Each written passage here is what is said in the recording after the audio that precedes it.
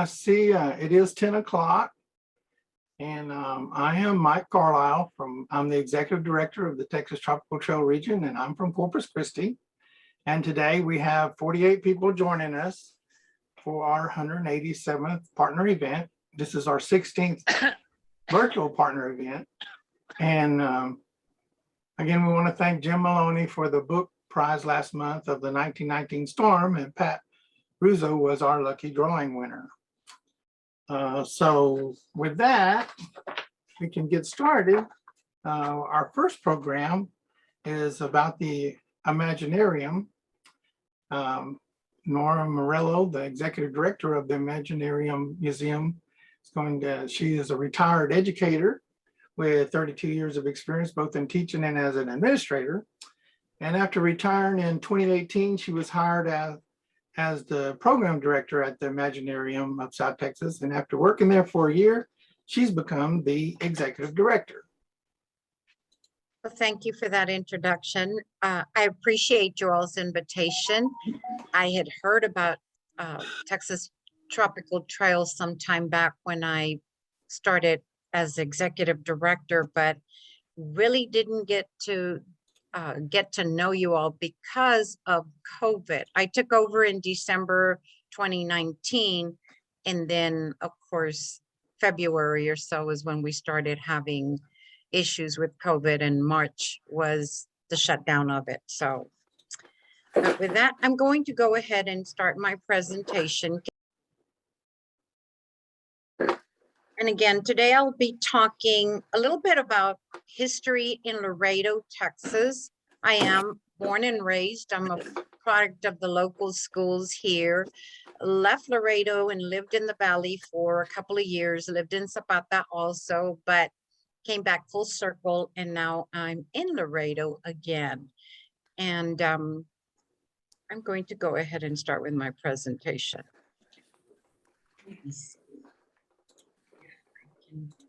All right, there you go.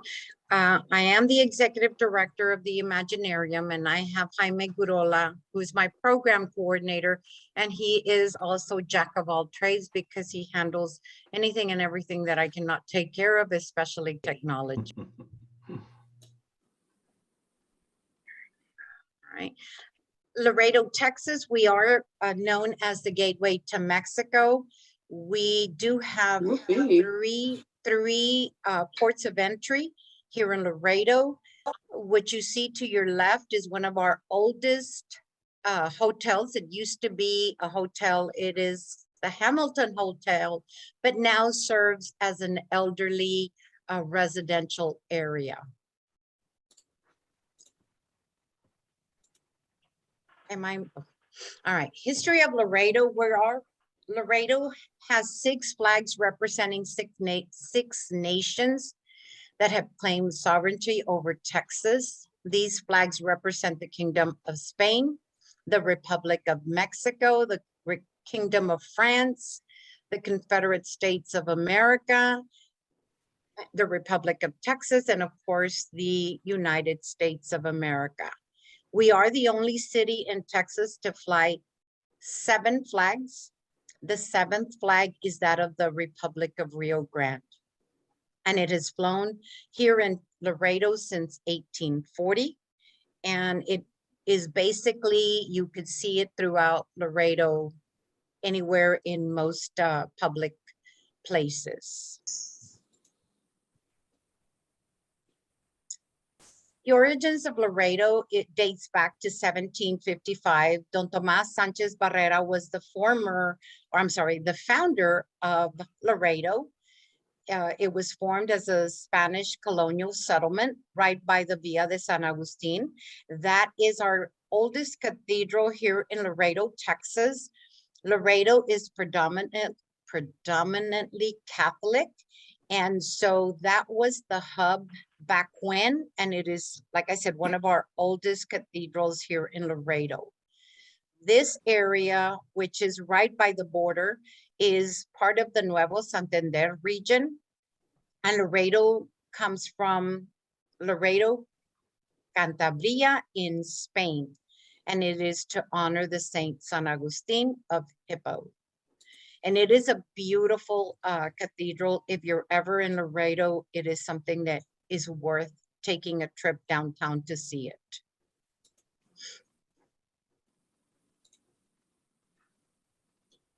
That is one of our ports of entry. Like I mentioned, we do have 3 ports of entry. We are home of one of the oldest crossing points along the Mexico-United States border, which is, this is one of our first bridges. Back in 1955, I think it was, we had a big flooding. And so the bridge, the original bridge, was almost completely destroyed. And this is the one that was rebuilt. In fact, most of the area by the border, or I'm sorry, by the Rio Grande River was flooded, and a lot of it was underwater. It is also we are, Laredo's population, we are at about 236,000 residents. We have grown tremendously. We still have, though, a small town mentality, which sometimes is good, but sometimes it's not as good because progress is a little slower here in Laredo, but our community and the politics are getting better. And so we are open to a lot of businesses coming in, especially import-export. With that, we do have 2 school districts. One is Laredo ISD with about 25,000 students. And Laredo ISD is pretty much in the donut of Laredo. If you think of Laredo, all of the surrounding area that is growing belongs to United Independent School District, and Laredo has been encased in the middle. So Laredo ISD no longer grows with adding more schools, but United ISD has about 43,000 students and was one of the fastest growing school districts. But then when COVID hit, a lot of parents, after the students were allowed to come back, decided to homeschool or do different things, enroll them in a smaller private school or so. So it has lost some students, but is still growing. And Laredo ISD and United ISD are the largest employers in the city. As you can see, Laredo ISD employs about 4,500 employees, while UISD employs about 6,500 employees. We are home to 2 higher education institutes. Laredo College used to be Laredo Junior College, and then it became Laredo Community College, and now it is Laredo College. And I went there when it was Laredo Junior College, and we had what was called Laredo State University at the time. That's the college that I graduated from, and then it transitioned into Texas A&M International University. We are a branch of A&M. And now going to talk about our museum. We are a children's museum, an informal science center. We consider ourselves an extension of both school districts. We do promote STEAM, which is the science, technology, engineering, arts, and mathematics. That is basically what we focus on when we work with the school districts. We are a 501c3 nonprofit organization. Laredo does not have too many museums. We are the only children's museum, but there are other museums for adults here in Laredo. Being a 501c3, we do have to apply for numerous grants in order for the museum to keep functioning. And so that is one of my main goals, that I have to write grants practically every day. And we are fortunate enough to receive most of the grants that we have applied for. If you're ever in Laredo and you're at Mall del Norte, you will see our ambassador, Timmy, our dinosaur. He is right in front of our museum enclosed, of course, and we are between Dillard's and H&M. He is animatronic. He does make noise and he looks very real. And a lot of the times the children do get scared when they see him, but we promise, we tell him that he is already fed and will not eat anyone.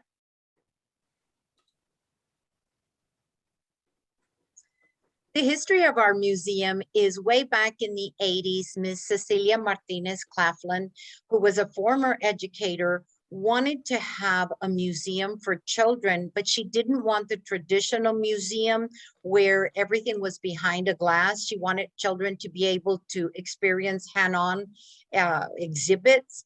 And so her mindset was, that was what she wanted to do, was in order for children to come to a museum, not just be able to see, but to be able to interact with the different exhibits, to be able to learn by touching, by feeling. And so that's how this museum came about. In November 26, 1990, we moved to our present location. We actually used to be at Laredo Junior College, and we moved to the mall. We have been here for about 15 years, and back in the 1990s, we applied for a 501c3, and we have that status as of now. Our mission, of course, is to provide creative learning experiences to local and out-of-town families, and it is through hands-on exhibits. And again, we nurture the sense of inquiry and inspire young minds to focus on science, engineering, technology, engineering, arts, and math, or STEM. We added the arts to the STEM. We do a lot of activities here at the Imaginarium. We host parties, we host field trips for the students from the local school districts. We do career days. We have our own mascot, which is our gear. We usually take our mascot to the different activities that the community has in order to attract students. It usually brings in the students because they want to know what our mascot is. And so we have become very well known through our mascot, the gear. And we try to do as much community service to the students. I'm sorry, my phone is not on vibrate. I apologize. But one of the things that we try to do is give back to the community. We receive, like I mentioned, grants, but with those grants, we want to also give back to the community. So we partner, we have a domestic violence shelter, we have a homeless shelter, and an orphanage here that we partner with them and provide a lot of different workshops for them free of charge through different grants. Go ahead. These are some of the funding sources that the Imaginarium has been blessed to receive. We are a recipient through United Way. The Guadalupe Lilia Martinez Foundation funds most of the program activities that we do here at the Imaginarium. HEB is a big sponsor. We have a little HEB store here in the museum with a cash register and all, and the kids love to play that. Even adults like to pretend to be cashier. And so it is one of our most popular exhibits. AEP also is one of our sponsors for our robotics summer camps. The Herd Foundation provides funding for our tutoring program that we have, Imagine Tutors. The Laredo Area Community Foundation is the grant that we use to provide workshops and field trips for Casa Misericordia, which is our domestic shelter, local domestic shelter, and Bethany House, which is our homeless shelter, and then Sacred Heart, which is our orphanage here in Laredo. We do receive funding from City of Laredo, and that is also for either field trips or programming here at the Imaginarium. One of our biggest funders is the Rio South Texas Education and Community Development Foundation. We received a big grant through them for tutoring, and that was during the pandemic. All our schools shut down here, and so students were struggling and lost quite a bit of education during that time. And so the Imaginarium applied for a grant to provide free tutoring services to local students. And at present, we have about 20 students taking advantage of that. And we hire students from Laredo College and our university, TAMI-U, to provide the tutoring services for them. We also received funding from the Webb County, and that one is also to do outreach to the community. We do have some far out communities, which is Rio Bravo and El Cenizo. They are considered impoverished counties, and so most of the families that live there do not have the means to come to the museum, so we actually take the museum to them. We did receive a donation, a pretty good sized donation from an anonymous donor. We also received funding from the Women's City Club, which is a local entity, and they provide funding most of the time for our toddler area. We're also a recipient of the Laredo Rotary International Club, and they provided some computers for our computer lab here. So what do we do with the funding that we receive? And the following are what we do with the funding. If you can go on to the next slide. We do provide free STEM-based hands-on activities to local students. We also provide STEAM festivals, which what that means is we take the museum to the community and we take different exhibits so the families and the children can experience the museum without having to come to the museum when they can't afford it or they don't have the means to come here. We also do field trips for local school districts. We also take the museum to them or they come here, depending on what the choice of the school is. We provide workshops for middle and high school. Most middle and high school students need to receive community service hours in order for them to go into the different pathways of graduation. And so they need to fulfill so many community hours, and we provide those through workshops or through our career days. We also provide activities for our local shelters, our orphanage and community centers through these fundings. And these are some of the organizations that we partner with to give back from the funding that we receive. As you can see, it's Casa Misericordia, Sacred Heart. We also provide community service activities to Laredo and Bethany House, to Webb County, United Independent School District, and Laredo Independent School District. And most of them are free of charge. What the Imaginarium has to offer, we have different programs that I'd like to share with you all. If you could go on to the next slide. Imaginarium program. We host programming activities here at the museum Wednesday through Sunday from 4 to 5. Children can participate free of charge in doing different activities. We have Nature Explorer, we do slime, we do different science experiments. Jaime, who's our program coordinator, dubs as the mad scientist, and he does crazy different experiments for the kids. Some of them are hands-on, some of them are a little bit more intriguing, and so he does just demonstrations for those. We also, like I mentioned, our programs are all STEAM-based. We do bring in local engineers, architects to talk to the students about the different pathways that they can go into these fields. During the career days, we also bring in ladies who are in the fields of engineering and architect, to show the young ladies in middle and high school that that is a choice that they can take. Before, these fields were dominated by men, and now women are going into these different fields. And so we want to let the young ladies know that this is a field that they can go into. Go ahead. These are some of the STEAM festivals that we take to the local school districts. We have the Stomp Rockets, and deals with gravity. And then we have what is called our Van de Graaff, and that one is where you feel the static electricity. And so children love to use that.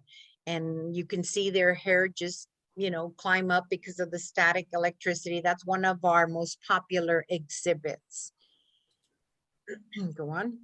Another field trip. This is the family field trips. We do these in the evening where the families can participate in the different activities with their children. We usually ask parents to participate in the activity, and we explain what we're doing, what the science background is to it. And then we ask the parent to reinforce this at home with the different things that they do, like cooking, or, you know, even when they're getting in their car and they feel that static electricity, to explain why that is happening. So to reinforce what we do. These are some of the workshops that we do here at the Imaginarium. For example, we have noticed that with the internet comes a lot of dangerous activities. So we held an workshop for the students to realize the dangers of the internet. And we partnered with Casa Misericordia, the local shelter, and their coordinators did this presentation for middle and high school students. We have, like I mentioned a little while ago, HEB is one of our major sponsors. We received a grant from them for Literacy Cafe. And what this is that we provide a book and an activity for every single child that comes to the Imaginarium. We also partnered with the local school districts for pre-kinder through first grade to have a field trip to come, and we read the book to them. We talk to them about literacy, explain what the book is about, and then we do a hands-on activity. The Imagine Tutors, like I mentioned also a while ago, is free tutoring for students through 3rd through 5th grade for math and science on Tuesdays and Thursdays. And again, the tutoring services are provided from students from our local community college and our university.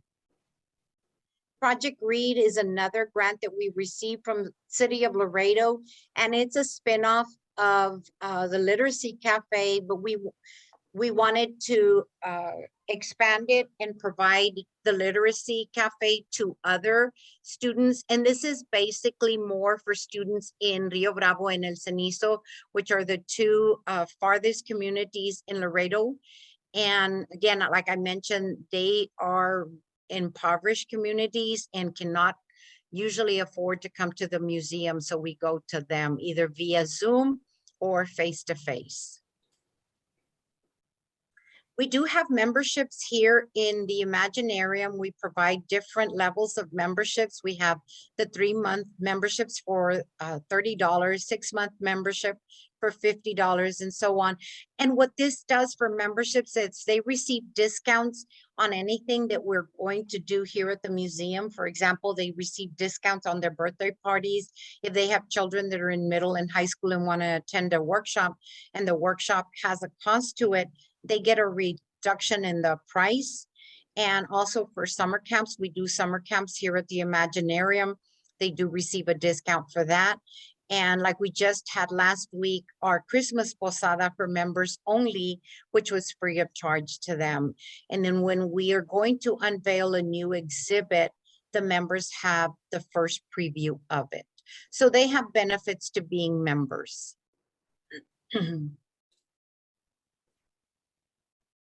We do host career days for our middle and high school. We invite local professionals to come and talk to the students regarding the different pathways that they can go into the different fields that, for example, on our left, we have the Laredo Fire Department, and then on our right, we have Border Patrol. So we host different STEAM Festival career days in order to allow the students to come and talk to the professionals in a sometimes one-to-one, but it is in a group setting. And so the students get community service hours for attending these career days. We have a volunteer program here at the Imaginarium. It is also for community service hours for anyone at least 14 and over. They do come in and volunteer here at the museum. They must submit an application. They must have 2 letters of recommendation. And then the students along with their parents will attend an orientation to give them what the requirements are to be a volunteer here. The volunteer program is year-round, and most of the students take advantage of it. Here are some of our exhibits. Go ahead. We do have touch screens. We do have the HEB Kids Market. We have our nano exhibits. And these are just some of the exhibits that we have throughout the museum. And again, all of them are hands-on. Any questions for me?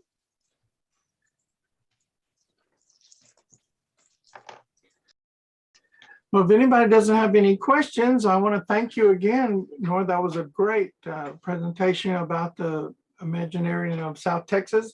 And we're running a little bit behind, but we're going to move right into our next program. Thank you. And that's going to be with Allison Ehrlich, the Corpus Christi Caller Times. She was planning to speak last week, but her jury duty got in her way. I'm going to turn it over to Allison. Sorry. No problem. All right. Okay, thank you. And if I'm going to be reading a lot, since reading is more my medium, reading and writing more my medium than speaking. So I'll be doing that. But as Mike said, I'm Allison Ehrlich. I work for the Corpus Christi Caller Times here in Corpus. I have lived in Corpus my entire life. I have a bachelor's in media communications from A&M Corpus. And after I graduated, I worked for the Corpus Christi Public Library System and then the A&M Corpus Library before I was hired as the archivist for the Caller Times. And that was in 2007.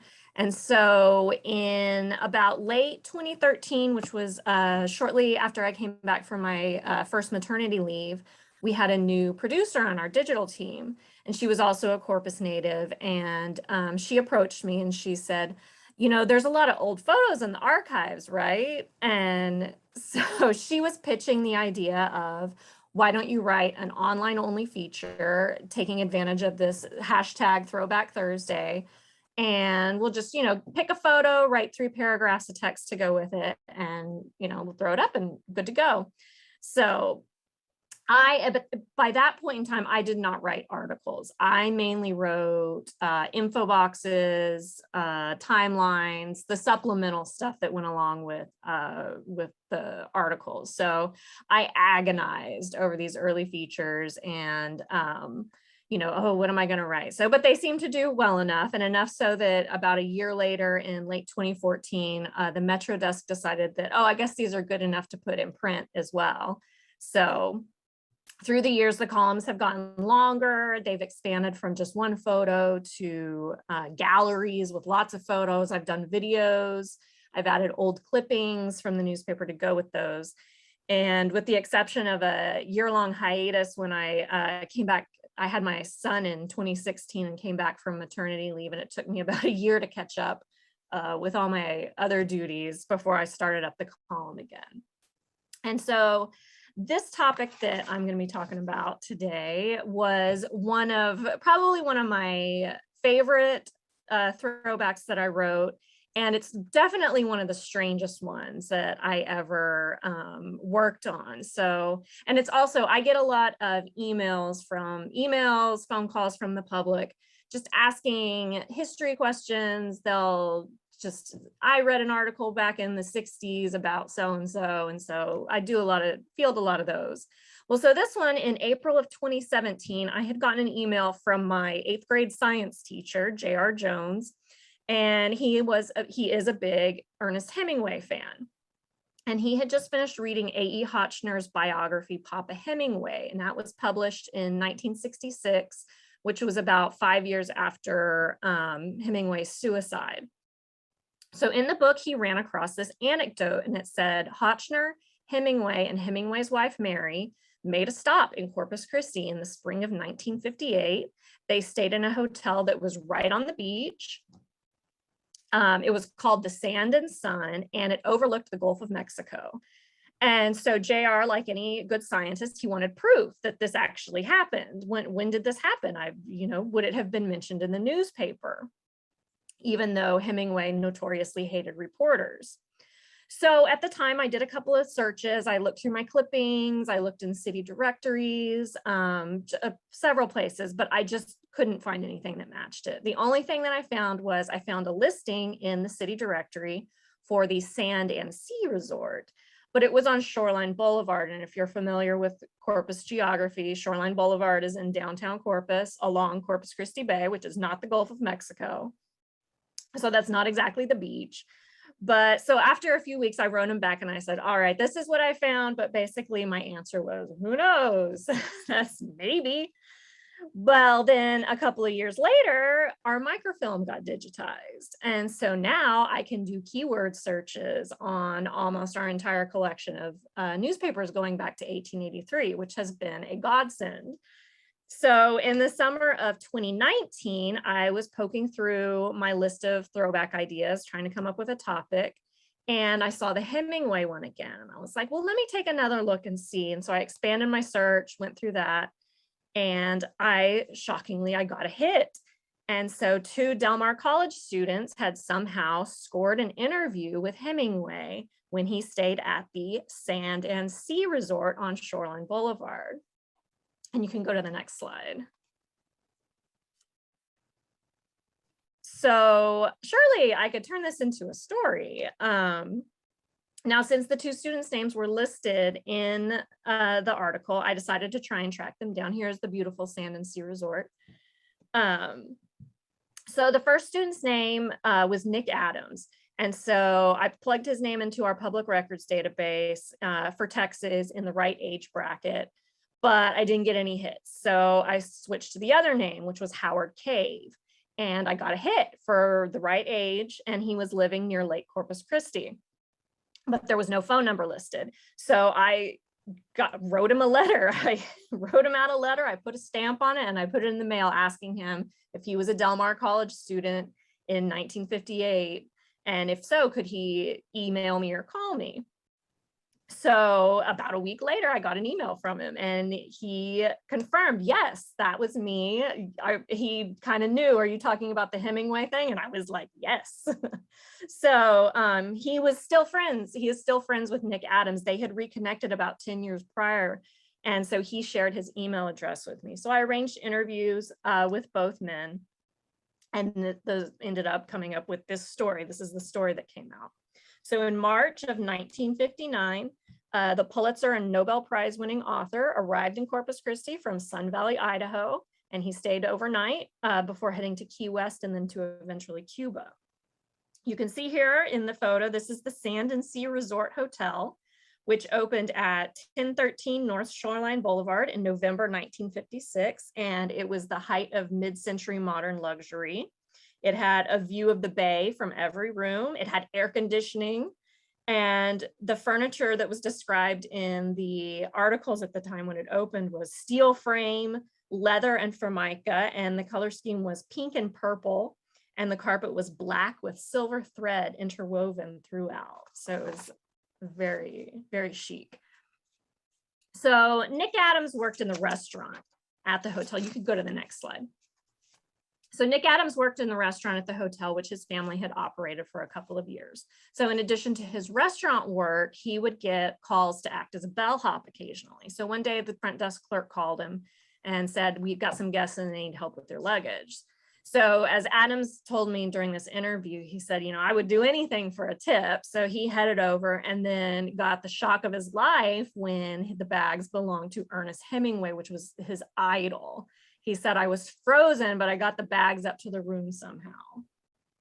So Hemingway with his wife, Mary, and his friend and biographer, Hotchner, they had just arrived. So after dropping the bags off, Adams went back downstairs to the restaurant and he told his mother that his luggage he had just taken. And she told him, you need to go back. He was a journalism student at Del Mar College at the time. And she's like, you need to go back and ask for an interview. And he was like, oh, no, I'm too shy. I can't do that. And she pulled a very classic mom move and said, well, if you don't call him, I will. So he couldn't be shown up by his mother. So he called up and Mary answered the phone. And Hemingway, as most people are aware, was a former war correspondent. And he only agreed to do the interview after he found out Adams was a journalism student, because normally he hated giving interviews. And he made him promise that you cannot publish this until after I leave town. And so he agreed. And so Adams heads up to the room, and as he described it, he got to the room, Hemingway had just gotten out of the shower. And so his, white hair still damp, and he had just a towel wrapped around his waist and nothing else on. And he stayed in that towel for the entire interview. So not intimidating at all. Adams, he said how he felt completely out of his depth and he started asking silly questions. But he said that Hemingway stopped him and he said, let me help you out. And so he proceeded to talk about Corpus Christi, which Adams was very surprised that he was so knowledgeable about. And you can go to the next slide. So this was Hemingway's quotes that appeared in the article that the Caller Times ran. He said, I like Corpus Christi very much. I've been here before and enjoyed my visits, and he regretted that he was not going to be able to stay longer for his visit because he really wanted to go out and see Bird Island Basin on the Laguna Madre, which is now part of the Padre Island National Seashore. So interview's done, Adams leaves, and he goes and he calls his friend, Howard Cave, who is also a Del Mar College student, but they had been friends when they worked on the student newspaper at Ray High School. And so Cave, who is now a retired sociology professor, and when I interviewed him, he just very wryly described his part in it as, I was an innocent bystander who got roped into it. So Cave and Adams, they sat down, they wrote the article from the interview, and then Cave was the one who had contacts at the Caller Times at the time. And so he called up the editors and asked them if they wanted this exclusive piece with an Ernest Hemingway interview. So the newspaper was interested, of course, but they checked their sources just to make sure nobody was pulling a fast one. And sure enough, so they accepted it. And so the article appeared in the Caller Times on March 25th, 1959. And true to their promise, this was the day after Hemingway had departed. So on one thing that was interesting about this interview was Adams had neglected to introduce himself or tell anybody who he was, when other than, I'm a student, and nobody in Hemingway's party asked him what his name was. And so it wasn't until the next morning when the group was checking out and they stopped in the restaurant and they found out that Adams' family ran it. And so that's when they found out Nick Adams' name. Now, if you're familiar with Hemingway's work at all, Nick Adams is also the name of one of Hemingway's fictional protagonists who appeared in about 24 short stories he wrote in the 20s and 30s. So extremely interesting coincidence in the first place. But Hemingway left him a postcard with the family, because he wasn't there, that said, to Nick Adams, who will be a good reporter someday. So Adams didn't end up becoming a reporter. He worked as a copy boy at the Houston Chronicle for a while, but as he told me, he discovered journalism doesn't pay well, and it still does not. And he ended up taking a job with a trucking company to make ends meet, and then ended up in management. And in the 80s, he and his family eventually moved to Mississippi with the company. So that's where he ended up, and why I couldn't find him in the database. So as to that trip's description in Papa Hemingway in the biography, just about the only accurate part of the story was that, oh yeah, he was in Corpus Christi. Hotchner had reported that it was the Sun and Sand Hotel and that it overlooked the Gulf of Mexico. The Sand and Sea overlooks the Corpus Christi Bay. It was the spring of 1959, not 1958, as he had said. And so when I was interviewing Adams, I asked him about these discrepancies and told him, that had kind of made it hard to locate the article in the first place. And Adams was very, very nice and very polite and said that he noted that it seemed like the whole group had had a bit much to drink during their visit. So basically everybody was 3 sheets to the wind when he went up to the room. And he assumed that's where the inaccuracies came from. And so when he finished telling me this entire story, he ended with probably the best quote I'm ever going to get in my career for an article. And he said, "You see these special people sometimes and they have an aura about them. And Hemingway just exuded something. He was someone special and he was terribly kind to me." So that is the story of one of the stranger articles that I have written, but it was so much fun to write, and ended up getting several emails from Hemingway fans locally who were just so thrilled to read this article, and the Nick Adams connection just blew their minds. They thought it was great. So that's just a typical article that I write for my Throwback Thursday columns, and I'm very thankful that y'all invited me to speak, and check out my column on Thursdays in print and online. Well, thank you very much, Allison. That was a great story. And does anybody have any questions? Okay, so with that, we will be moving on to our next program, which is going to be Mexican Americans on the front lines of World War I with Maclovio Perez. And his grandfather, Trinidad Rodriguez of Rio Grande City, served as an American doughboy in France and Germany from 1918 to 1919. And he's going to speak about his grandfather's search and his long search for information about that. So I'm going to turn it over to you, Maclovio. Thank you, Mike. Good morning, everybody. In one sense, this is a very personal story of our search for Grandpa's service record. But on the other hand, it's really kind of all of our stories, because we, as children, don't really understand the lives that our grandparents went through. And so I'd like to share that with you. This is encompassing all of South Texas, south of San Antonio. And there are quite a few names here that I'm going to give you that I think heretofore have not been well known. So let me go forward. When on our next picture, when I was a kid, my grandfather was 13 feet tall. He was a giant. You see him right there? I'm the guy with the suitcase.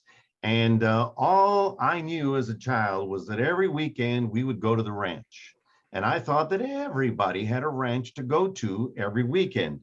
On the next picture, it was the ranch weekends were phenomenal. There are cousins, there's goats, there's chickens. We're running around in the pens. And Grandpa's ranch was down in Rio Grande City, across the river from Camargo. Now, the family arrived at the river in 1787. And so we had been down there for a long time. So as we move forward, when you're a kid and you know, Grandpa's great and you sit on his lap and all that stuff, but there is no greater honor in my culture than to run to the ice bucket and get Grandpa another Schlitz beer. There's no greater honor. So when I got called, I'd run over there, grab a beer and grab an orange knee-high and run back to Grandpa, and he would give me a horsey ride on his knee. And then in the next picture, he would say things like this. Go ahead, Mike. He would say, "Oh, merci beaucoup. Oh, Grandpa, you're not from France. Oh, comment allez-vous? And I said, why is he talking French? And he would say, oh, oui, oui, mademoiselle. So, you know, those are thoughts and images and recollections from childhood. On the next picture, Mike, Grandpa died in 1969. I was barely in high school. And on the next picture, we can see what was put at his tombstone that I didn't even acknowledge. I saw it, it didn't register to me. But there it says, Trinidad Rodriguez, Texas, Wagoneer Supply Company, 360th Infantry, 90th Division, World War I, born in 96 and died in 69. So I asked my mom, Mom, why did Grandpa always talk French? She said, well, he learned it in the war. In the war? What war? World War I. I said, that's impossible. Grandpa didn't speak a word of English. How could he have been in World War I? Oh, let me show you a picture. And so we go to the next photo, Mike. She pulled up this photo and I said, oh my God, he was a doughboy. And as you can see right there on his shoulder, it says T.O. Now, being from having lived and worked in San Antonio for many years, I know T.O. and I know that Fort Sam Houston is the home of T.O. So I started looking for information and ran into a huge wall. Next picture. The wall was that the National Personnel's records burned to the ground in a St. Louis fire in 73. About 17 million military personnel files were lost with repercussions that will last forever. So I was out of luck. I couldn't get anything officially from the military. So I just kept scratching and digging. Next picture, Mike. I found this book. I said, this is it. The History of the 90th Division. There's the T.O. I read this book cover to cover. But they only use the names of the officers. So no enlisted men were recorded in this book. And there was no Hispanic surnames in that book. Next picture. And so as I learned more and more and visited Fort Sam, this was what happened in 1918. They would come in wearing their civilian clothes right there. They would go into the induction center. They would get their medical, their military, their signing, their insurance. They would get their uniforms, their hat, and they would come out the other door ready to go to war. Oh, and they got a buzz haircut too. So that is what happened, because, very important to note this, it was the first time that we had a draft with a lottery, okay? And what that was designed to do was to spread the pain all over the country and not focus all on Georgia or North Carolina or whatever. So if you're going to do a sweep of young men in Texas and Oklahoma, you're going to get a whole bunch of Hispanic people and Native Americans. So all of a sudden, these people went from the farm or the reservation to Fort Sam, and they're standing next to these guys wondering, what the hell did I get involved in? Next picture. Here is his registration card. This was the first step. Trinidad Rodriguez, Rio Grande City, Texas, 1896, natural born labor owner. But the bottom thing here on number 12, it says, do you claim exemption? And he said, yes, to having a father to support. Well, obviously he didn't write this. Somebody filled it out for him because he was illiterate, but he was able to sign his name there at the bottom, Trinidad Rodriguez. Next picture. And so the second photo that my mom had was this one with Julian Garza, who is also a doughboy, who was also from down there, and they were actually cousins. Next picture. So this is what he wound up as. Fort Sam Houston, Texas, Camp Travis, 90th Division, Texas, Oklahoma, 180th Brigade, 360th Infantry Supply Company. Next picture. So they did the training, and if you can see in those old photographs, there were a lot of short Native Americans, and there were a lot of short Hispanics, and they're surrounded by German Americans who are going back to Germany to kill German soldiers. Wow, the enormity of that is quite amazing. Next picture, Mike.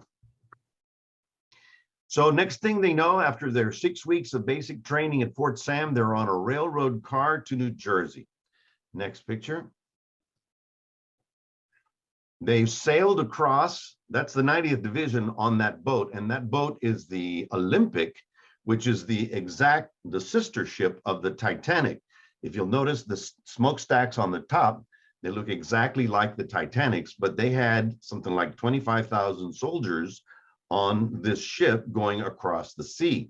And of course, at that time, Germany was bombarding with submarines, anything that was moving. So it was another adventure. Next picture. They arrived in France, and fortunately for Grandpa and his buddies, there were horses, cattle, and mules, and they were still very much a part of the military service. This is just before mechanization came in. So he was assigned a wagon with 4 mules, and that was his job, is to take stuff, ammunition, wounded soldiers, anything. And his job was the 360th Company, and that's what he did. Next picture. According to Jose Ramirez, who wrote a book called To the Line of Fire, he says that 184,000 Texans served in World War I. He estimated that 5,000 Spanish surnamed people were in the war, and that 15,000 African Americans were also in the war. The irony of it all is that America is going over there to fight for liberty and democracy, but the 15,000 African Americans were segregated in their own companies. In fact, they didn't even fight with the American soldiers. They were lent out to the French army. So they were, many stayed in France, didn't want to come back, and said, hey, here we're okay. Next picture. And because there was Armistice Day was replaced with Veterans Day, we lost a lot of history in that because Armistice Day was the European victory. There was 2 major offenses. San Miguel, right here on September the 12th, 17, where they crossed over these plains and they're headed toward those mountains, and there's not a tree to hide behind. They lost a lot of people, but that was the first offense. Next picture. And then the rains began. So one of the legends of World War I is that it was mud and blood. And you had to be in that trench, because if you stood up above that trench, you were shot. So they lived in this mud, and the trials and tribulations of trying to keep your feet from getting rotten was an amazing thing. Next picture. So this was what Grandpa had to do. There you see the mules and the wagons, and of course they follow along with wherever their company goes. And you can see the mud, and you can see the desolation of the land that had already been invaded and bombed. Next picture. And then the moment came when you went, quote, over the top. There was a whistle that they had. The whistle blew, and men and everybody had to get up out of the trench, onto the field, and start marching forward. That was a difficult time. Trinidad was somewhere behind them because he was coming with the wagons. Next picture. And this is what the no man's land, oh, by the way, the term no man's land was invented here. It was a space of about 2-3 miles between the Germans and the Allied forces, and that was just the range of the machine guns. In other words, if you weren't standing in no man's land, you might make it. But if you were in there, your chances were real hard. But that trench warfare ground to a halt. They couldn't, nobody was moving. So the Allied theory was, all right, with 150,000 American soldiers, we're going to push across and we'll be such a mass of humanity that it won't be stopped. Next picture. A very important gentleman in this story is Private Jose de la Luz Sainz. Mr. Sainz here was born in 1818 in Realitos. He went to high school in Alice, 1905, graduated. He was a teacher for 10 years. He was fluent in English and Spanish. He was a very literate person because he would go to school during the week. And on weekends, his parents would send him to a Spanish school where he learned Mexican history, Spanish language, grammar, literature, all of that stuff. Next picture. Let me tell you how big this guy was. Jose de la Luz Sainz went to the war as a private, and 365 days wrote his personal memoirs on paper with a pencil by candlelight under active combat. He came home and he published in 1932 this book, Los Mexicoamericanos en la Gran Guerra. He published 1,000 copies and they sold for $4 each. And guess what? It sat on a shelf and no one ever read it. It sat there from 1932 because why would you go learn about World War I in the Spanish section? Next picture. It wasn't until 1989 when Dr. Emilio Zamora was teaching at A&I in Kingsville. He did the story and a student came up and said, "Thank you for talking about my grandpa." "Who's your grandpa?" "Jose de la Luz Sainz." "What?" So by 1989, all of the documents of Sainz were at the UT library. And in 2007 came the translation of everything that Sainz had written 50 years ago. And that's when all of my answers were answered. All of my prayers were answered. Next picture. Because in that book, he gave us the names of the companies, of the people, and where they were from. For example, here, Carter, Eagle Pass, Cantu, Woodsboro, Rosales, Eagle Pass. These are the guys in Company M. Vasquez, El Paso, Velasquez, Oakville, Domingo Garza, Cuero, Floresville, and Fort Davis. Next picture. 360th Supply Company, Wagoneers. There's Trinidad Rodriguez. Jose Leal, who became a very dear friend of his. Tamayo from San Benito. Martinez from Point Isabel. Florentino Aguilar from Point Isabel as well. Next picture. The two regiment assistants, which were the couriers that basically ran back and forth with messages from company to company, were these two guys, Eduardo Barrera and Elogio Gomez. And Sainz wrote about all these guys. Next picture. And Jose de la Luz Sainz was promoted to the Regiment Information Company because he was literate and he could type. Now, very important to note that at this moment, these young men were 19, 20, 21 years old. Majority were uneducated. Majority were Spanish speakers. And were living in borderlands that had been debated over citizenship for 100 years. In 1848, it was finally settled that with the US Constitution, if you are born in the United States, you are a citizen, but you happen to be of Mexican descent. So Ramirez, that guy who wrote the book, says this was the beginning of Mexican-American identity. In other words, before, they didn't have to choose sides. They just lived on the border and did whatever. But now, who do you fight with? What flag do you salute? All these very emotional, very deeply personal systems began. Next picture. And so Lou Saenz learned French while on the Western Front, became a French translator for the US Army. He was assigned to brigade staff. In other words, he got bumped upstairs because of his typing and translation abilities. And then when they crossed into Germany in the winter of 1918, he learned German because he stayed with some family, German families. Next picture. This is an immense story, folks. I'm just doing it as quickly as I can. We could go an hour and a half on this. Here's what Private Saenz wrote on November the 2nd of 1918. Our 90th Division have suffered many losses with assuming the major responsibility of this sector. They calculate that we have registered 40% lost, dead, and wounded. What a slaughter. At least 15 Mexican-American soldiers were identified in this casualty list from the 3 infantries.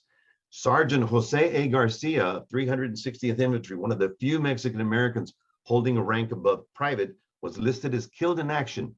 Private Saenz wrote, this brave non-commissioned officer headed his company. While bending down to load his rifle, a steel bullet entered the front of his helmet and exited at the base of his head. A drop of blood appeared. The hero's body stood bent over like a dove, lifeless forever. Next page. Then in the early 80s, one of my aunts came with a little book of scribbles, okay? She gave photocopies to my sister. We looked at them and had no idea what it said. It's not in English. It's not in Spanish. It's in what we call rote Spanish. He was writing as he heard the words, right?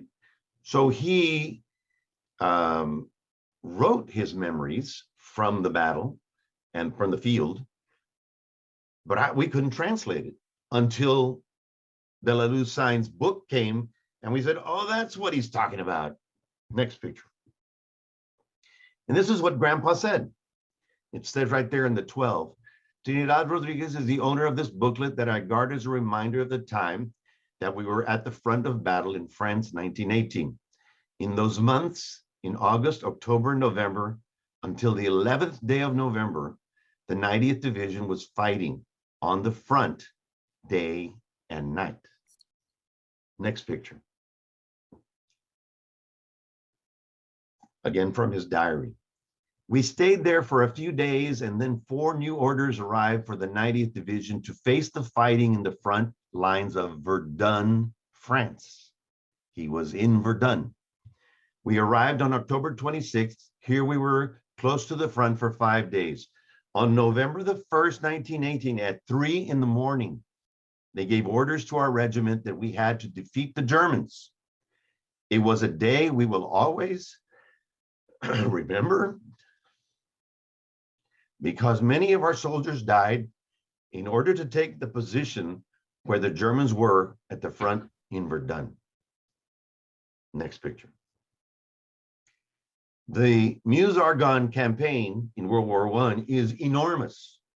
150,000 Allied troops got out of the trenches and moved forward. And by that time, the German army was beginning to collapse. So they advanced and advanced and advanced all the way to the Meuse River. Next picture. And this is what Grandpa said.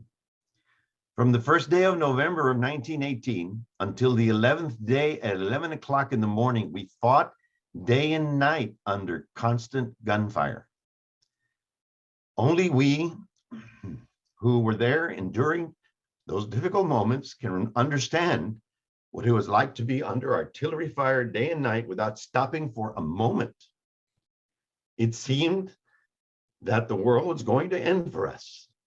Bullets of all sizes fell around us, but with the faith that we had in our God, we knew that he took care of us from all the dangers until the 11th, when the armistice was made.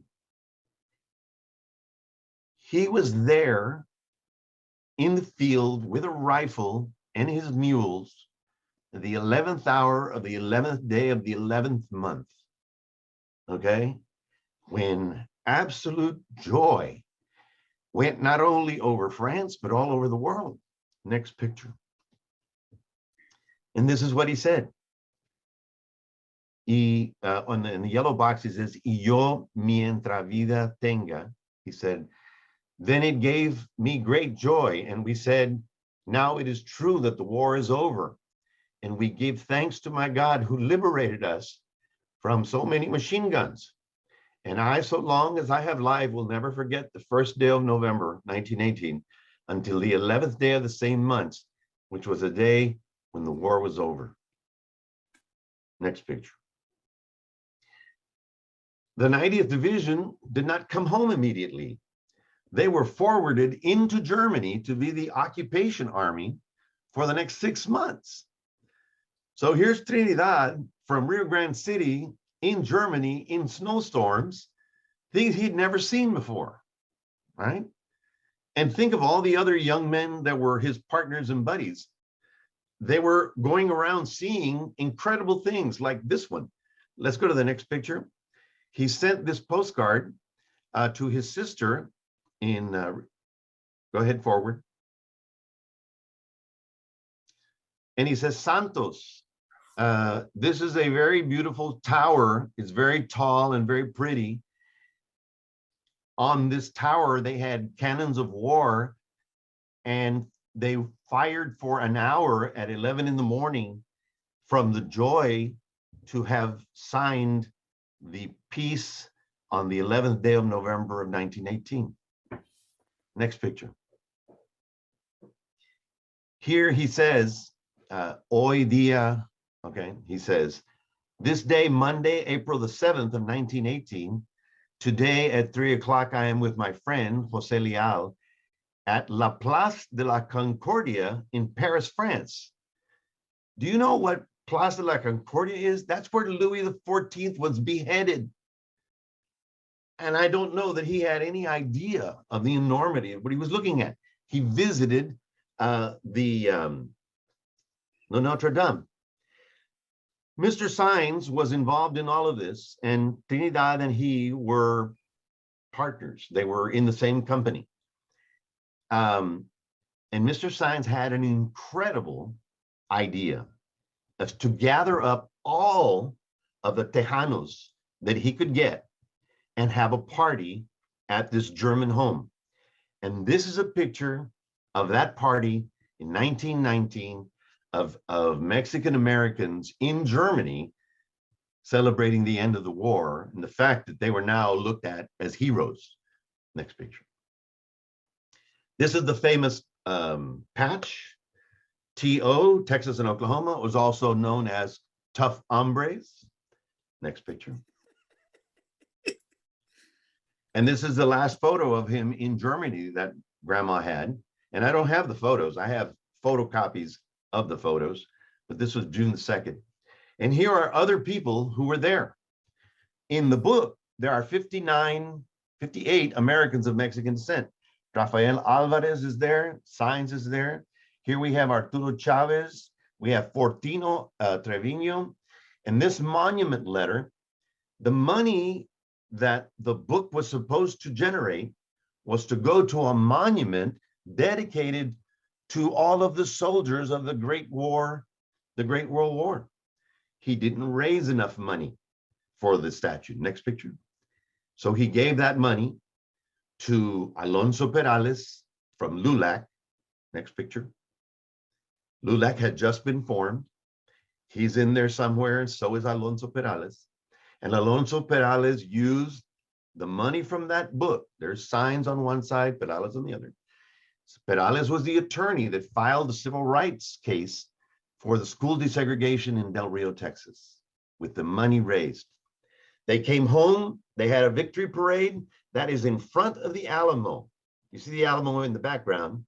The 90th Division through the Arc de Triomphe marched as heroes. This was the reception in Rio Grande City in 1919 when they returned back home.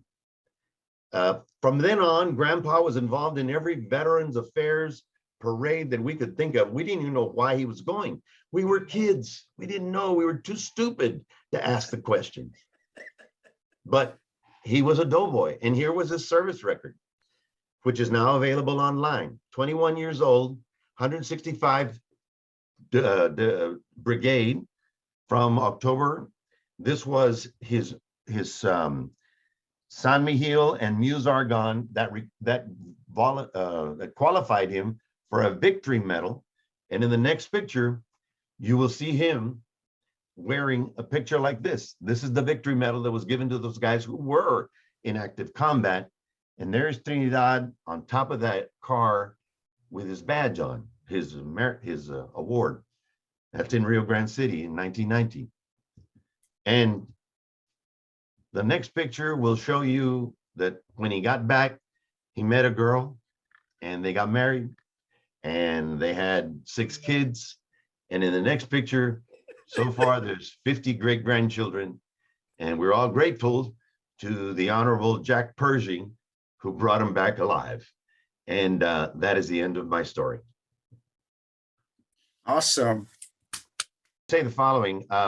Every time I've made this presentation, someone has stepped up to me and said, hey, my grandfather was in World War I. And I said, please share with me a picture. I will find his story and I will tell that story until my death, my last days. And so I've had about 7 different submittals.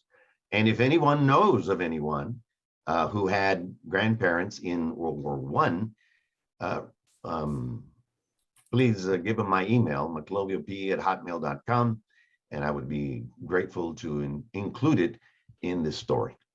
Thank you very much. Thank you, Maclovio. We enjoyed that. And anybody has any quick questions for Maclovio? Is there any Veterans Affairs event that you want that story told? I'd be happy to do it. The comments I get are, wow, we knew they were there, but we never felt it so personally because of what your grandpa wrote. And I said, yeah, that's why I'm doing this. Because you realize that they were young little boys, 4,000 miles away from home under active combat, trying to survive. Well, thanks again. We're going to move on to our next program with Jacqie Perabo, and she's going to be talking about the University of the Air. I'm going to turn it over to you, Jacqie. Thank you, Mike. Good morning. Dr. Delaney, he regrets that he's not able to be here today, but he's given me special permission to read his program on the University of the Air. My father-in-law, Phil Perabo, was one of the former aviators that Dr. Delaney interviewed while doing his research. It was back in 1993, this is the University of the Air. It was back in 1993 when I became involved in the history of the Naval Air Station Corpus Christi. I was teaching history at Del Mar College when I learned from my department chair that the Legacy Resource Management Program of the Department of Defense was accepting bids for an oral history of the station during World War II. The contract called for a manuscript and video to be completed by 1995, the 50th anniversary of the end of World War II. The bid I submitted was so ridiculously low that Del Mar easily underbid Baylor University for the contract. Locating local men and women who had been at the station turned out to be no problem after Eleanor Mortensen Times made note of the project in her column not just once, but twice. I was amazed to find so many former aviators as leading citizens.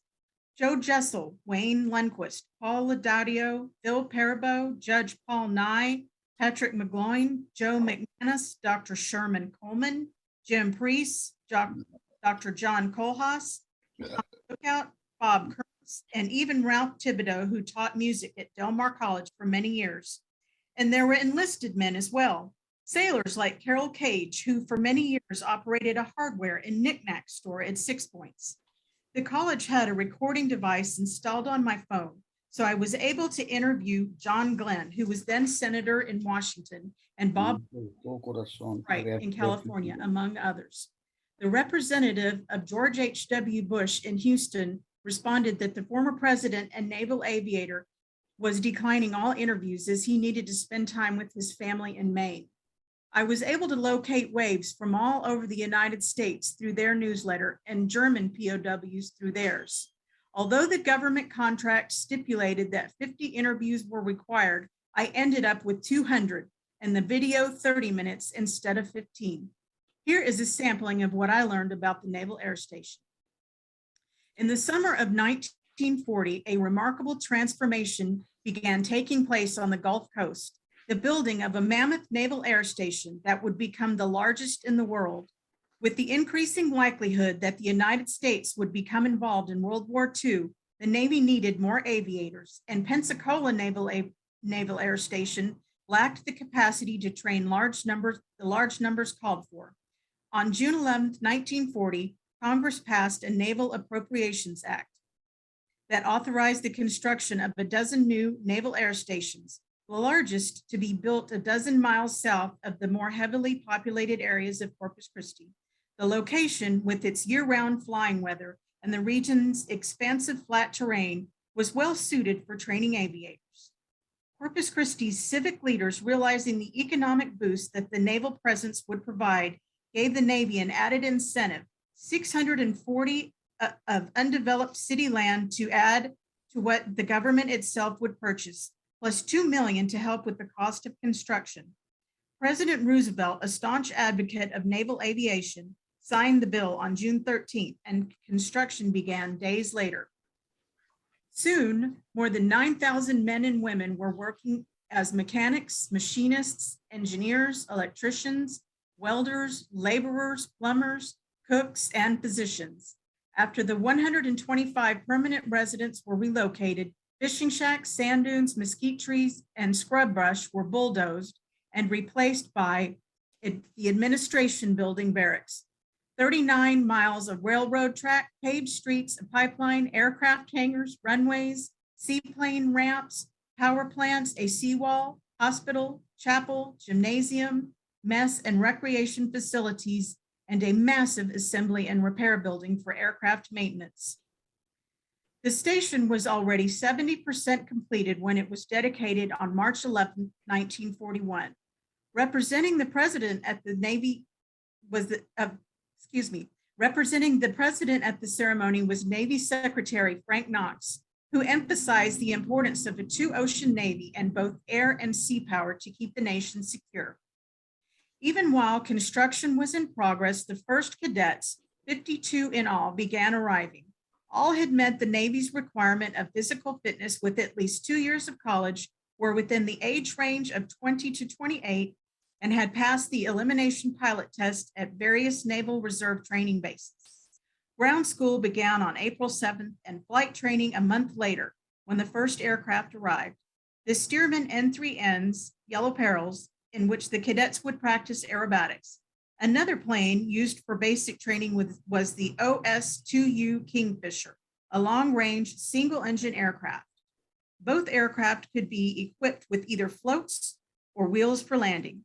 On November 1st, 1941, the 45 cadets who successfully completed training with their commissions received their commissions and wings. Newly commissioned Ensign Don Hager of Crockett, Texas, commented, "Everything was new when we got here. Our class had been a bunch of guinea pigs. Precedents had to be set, and we have done the setting." Although anxious to join the fleet, Hager was among the new ensigns ordered to remain in Corpus Christi as instructors. Only 5 weeks later, the nation was at war and the station was on full alert with the 7-day round-the-clock schedule. The station's first commanding officer, Captain, later Admiral Alva D. Bernard, proclaimed it as the University of the Air. During the war, 35,000 men successfully completed their flight training at Corpus Christi, many of whom flew combat missions in the Pacific. There were also trainees from Great Britain, Canada, Mexico, and South American countries friendly to the United States. With thousands of civilian employees at the station, the government had several housing units built off base exclusively for civilian workers with dependents. Also assigned to the Naval Air Training bases were WAVES, women accepted for volunteer emergency service, who served as instrument instructors. parachute riggers, aerologists, meteorologists, radio operators, hospital apprentices, mechanics, metalsmiths, pressure chamber technicians, air traffic controllers, gunnery instructors, secretaries, storekeepers, and at least one doctor and a chaplain's assistant. Mary Elizabeth Varial found her new assignment very pleasant if you don't mind large cockroaches in your locker and shoes mildewing. There were humorous incidents. Wave Link instructor Irma Jacqie had her student 10 minutes into his cross-country flight when the link seemed to go in all directions. The loud thumping and sounds from inside led her to believe that the cadet had cracked up. As she later recalled, I grabbed a wing, put the trainer in its straps, and cautiously raised the hood. The door to the cockpit flew open and out jumped my angry student, hollering that a roach had crawled up his pant leg. Sure enough, out crawled a Texas-sized cockroach with tiny legs that felt like spurs. He sure drew a crowd. That flight was continued successfully. The next day, the order was given that no food was allowed in the area. After completing their basic training, cadets were introduced to a heavier and more complex aircraft, the SNV or Multi-Valiant, the so-called vibrator, because of the rattling sound of its radial engine. With the instructor in the front seat, they learned how to fly blind entirely by instruments. Some cadets and even instructors would surreptitiously engage in what was known as hedgehop or flat hatting, flying dangerously low to the ground despite strict regulations forbidding the practice. Willie Moeller later admitted, "We used to run a lot of beef cattle down on the King Ranch, chase them around, but they told us not to do that. Some got kicked out. If you got caught, you were out, and if you didn't, well, you had a good time." There were reportedly occasions when cadets returned to the station after flying over the King Ranch and found bullet holes in their aircraft. By 1943, the Navy had lowered the age for the cadets and was accepting qualified high school graduates. After graduating from Phillips Academy in Andover, Massachusetts, George Herbert Walker Bush went through flight training and received his wings at Corpus Christi in 1943 when only 18. In a commencement address made in 1990 at Texas A&I Kingsville and University in Kingsville, Texas, Bush reminisced, "When I was an 18-year-old naval aviation cadet way back in 1943, I flew all over this county, Corpus and Cavanis and Waldron and Kingsville, and I loved every single minute of it." Maine Station produced a weekly newspaper, The Beam, and an annual yearbook, The Slipstream, containing official photographs of graduates and candid shots of administrative officers, cadets, sailors, waves, and visiting celebrities. Slipstream Yearbook for 1941 and 1942 show individual photos of each graduating cadet, while those for 1943 and 44 picture row upon row of graduating cadets in their respective squadrons. By June of 1944, there were 3,000 officers and 7,000 cadets at the station, with thousands more sailors, waves, and civilian workers. Graduations now took place twice a week and were kept brief and simple. For many cadets, marriages occurred immediately after graduation at the station's chapel, and local hotels were always booked solid. On April 21st, 1943, President Roosevelt, accompanied by First Lady and Assistant Secretary of State Sumner Welles, visited the station to meet with Mexican President Manuel Avila Camacho in a demonstration of solidarity. Other VIPs who visited included Admiral Chester Nimitz, and there was a return visit by Navy Secretary Knox. Celebrities arrived, some to receive flight training, while others came to entertain. Hollywood stars Tyrone Powers, married to actress Annabelle, and Buddy Rogers, married to actress Mary Pickford, were already commissioned officers when they arrived at Corpus Christi for flight training. Baseball notables Ted Williams, Warren Spahn, Johnny Sain, and Sam Chapman, all naval aviators, performed exhibition games at the station. Football great Ed Frutig of the Green Bay Packers earned his wings at Corpus Christi while playing for the Corpus Christi Flyers and the All-Navy, All-American football team. Among the entertainers and fundraisers for bond drives were Carol Lombard, Ginger Rogers, Rita Hayworth, Katharine Hepburn, Bob Hope and his troupe, Frank Sinatra, Louis Armstrong, and Kay Kaiser. Broadcasts of the popular Edgar Bergen and Charlie McCarthy and Vox Pop radio programs were made from the station. Cadets who later achieved distinction included not only George H.W. Bush, but also future astronaut and U.S. Senator John Glenn. Among the 1944 graduates was a future radio and TV game host, Bob Barker. Cadets who flunked out, bilgers, were usually sent to the lakes as ordinary seamen, but also had the option of enlisting in the Army Air Corps, whose requirements were not as stringent as the Navy's at that time. Cadet Bob Cole failed celestial navigation, but was allowed to repeat it at main station, so-called Dilbert's College. Dilbert the pilot was a cartoon character created by Robert Chelsea Osborne that represented any naval aviator lacking in judgment, knowledge, and the old fight. Performance was all important, and any cadet performing poorly, caught flat-hatting or accumulating 50 demerits was washed out. To ground personnel, there was no more chilling sound than that of the crash alarm buzzer.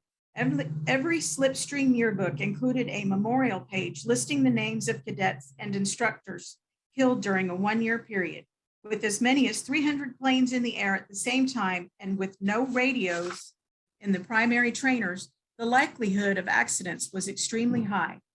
Guadalupe Valdez, a former aircraft mechanic at Kingsville, recalls about 5 or 6 airplanes flying together in formation, and one of them got out of formation and hit another one.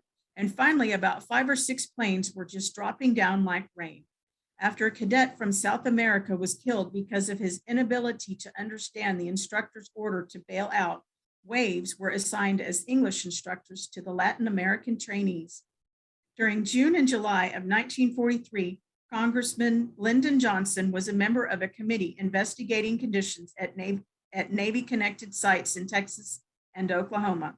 The committee reported that during the previous 12 months, there had been 551 accidents involving aircraft at Corpus Christi, resulting in the deaths of 91 cadets and instructors. Only 2 of these accidents were attributed to mechanical and structural failures, all others to pilot error. Nearly half had resulted from stalls or spins caused by losing control of the aircraft. Main Station had a designated crash boat, Mary Ann, used when planes crashed into the Gulf and Corpus Christi and Oso Bays.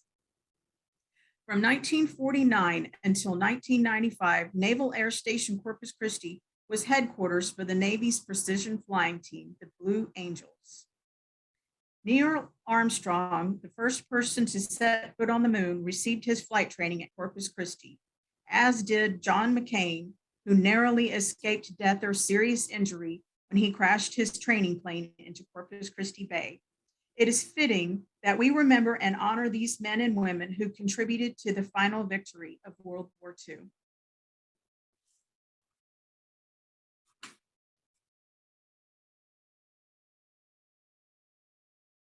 Thank you, Jacqie. That was a great presentation. Appreciate that. Jacqie, have you put this out as a book or anything? Well, it belongs to Dr. Norman Delaney, and I think he did some writing. Some of it is, if you look it up, I believe on the Naval Institute. I'll have to look it up, see where it's from, but it is, if you Google University of the Air, or I think if you Google Dr. Delaney's name, you can find it. It's an I would hazard to say that not even half of the city's population understands what the naval base did to the city. Exactly. So we got to tell everybody. Allison, we're looking at you. Oh. Well, thanks again, and I appreciate all the great programs. Want to thank everybody and all their time for joining us today. We ran a little long today, but I think it was well worth it because I think everybody really enjoyed the 4 programs, and I appreciate y'all's time in putting them together and sharing them with us. And with that, I'm going to turn it over to Valerie Bates, our chairperson of the Texas Tropical Trail Region. Thank you, Mike. Yes, I'm the chair of the Tropical Trail Region Board, and thank the other board members for joining us today. Also, Bart and Nancy and Rick and Lori and Marlette, and who did I miss? Penny. And anyway, my takeaway from today is nobody has better stories to tell than Tropical Trail. And nobody can find those stories better than Tropical Trail. This has just been awesome, awesome content today. I'm sure this would have been just as good, maybe better in person, but there's something about this setting. It's almost like a podcast vibe. It's very intimate. It's just right here. You have to engage with it, sit up, pay attention, take it in. Beautiful, beautiful content. I really echo Mike's words. We appreciate everybody's efforts, and your passion is clear even in this setting. And we appreciate you all contributing to the fabric of the history of the Tropical Trail region, carrying the torch forward. I just cannot say enough about that content. Next month, we're looking at January 18th, after 16 meetings like this. I don't know, we're going to go live in person and somehow carry something forward so we don't lose our Canadian friends, folks that can't make the meeting. Because I mean, what a shame to be able to make content like this wherever we go. So we're still trying to figure that out. But January the 18th, we are looking at a McAllen location and some exciting plans for that meeting. So stay tuned. Mike will be sending the word out as soon as we get some things solidified. So we're looking forward to seeing everybody who's going to be comfortable meeting in person. And if you're not, we still want to find our way into your computers somehow. So thanks for hanging out with us. Mike, have I missed anything? There'll be a survey that goes out, and of course, you know, we give a prize away, but we want to hear your feedback, your suggestions for content for future meetings. We listen to that and we play off of it. It's very important to us. So thank everybody for joining us today. Look forward to seeing you in person January 2022. Can you believe it? January 2022. Happy holidays. Merry Christmas to everybody. Happy New Year. If we don't communicate between now and New Year, stay safe, everybody. Thanks so much. Thank you, Valerie. And that concludes our program for today. We're going to move into our business meeting in a few minutes. But before we do, I want to reiterate her comments about the survey. We love to hear your comments about the programming and make sure that everyone's enjoying that. And we do take your comments seriously. And for making the time to fill out our survey, Nora Murillo, the executive director of the Imaginarium of South Texas and Laredo, is going to give 4 passes away for you to go visit. So with that, I'm going to let y'all go, and we'll be, like I say, we'll be starting our board meeting in a few minutes. Thank y'all, and Merry Christmas. Merry Christmas.